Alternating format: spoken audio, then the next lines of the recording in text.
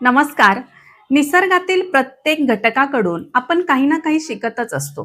फक्त आपला तसा पाहण्याचा दृष्टिकोन असला पाहिजे. असाच एक निसर्गातील घटक, अशीच एक निसर्गातली वस्तू, जिचं आयुष्य खूप छोटं आहे, पण ती स्वतः आनंदी राहून दुसऱ्यांना सुद्धा आनंद देते आणि नेहमीच देण्याचंच काम करते, नेहमीच इतरांसाठीच जगते. ती वस्तू कोणती आहे, हे मी माझ्या कवितेतून रचनाबद्ध केलेली आहे. अंती ती वस्तू तुम्हाला कळेलच. ती कळल्यानंतर तुम्ही कमेंटमध्ये नाव लिहायला विसरू नका. छोटेसेच आयुष्य माझे, तरीही नव्याने उमलते मी. छोटेसेच आयुष्य माझे, तरीही नव्याने उमलते मी. सुगंधाने माझ्या आयुष्य तुमचे दरवळते मी.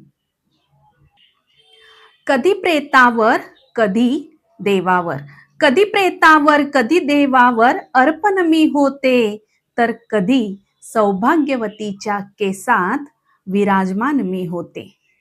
छोटेसेच आयुष्य माझे रोज नव्याने उमलते. औक्षण करता नाही माझीच गरज भासते. औक्षण करता नाही माझीच गरज भासते. रांगोळी शिळी झाल्यावर मग मी कचरा का वाटते. सुगंधाने माझ्या आयुष्य तुमचे दरवळते.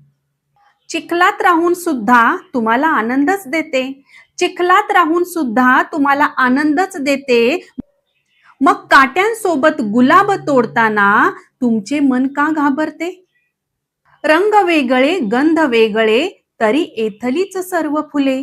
रंग वेगळे गंध वेगळे तरी एथलीच सर्व फुले. ही शिकवण मी तुम्हास दिली. क्षणभंगुर हा प्रवास, क्षणभंगुर हा प्रवास तरीही नाही कधी उदास. क्षणभंगुर हा प्रवास तरीही नाही कधी उदास. पूजेमध्ये मान मिळवते, देवाच्या चरणी अर्पण होते. कोमेजण्याच्या त्यागातच खरी श्रीमंत मी होते. फुलांसारखं जगणं सोपं नसतं. फुलांसारखं जगणं सोपं नसतं, पण फुलांसारखं हसणं नक्की शक्य असतं. म्हणून फुलं होऊन हसत राहा, हसवत राहा, दुसऱ्यांना आनंद देत राहा. धन्यवाद.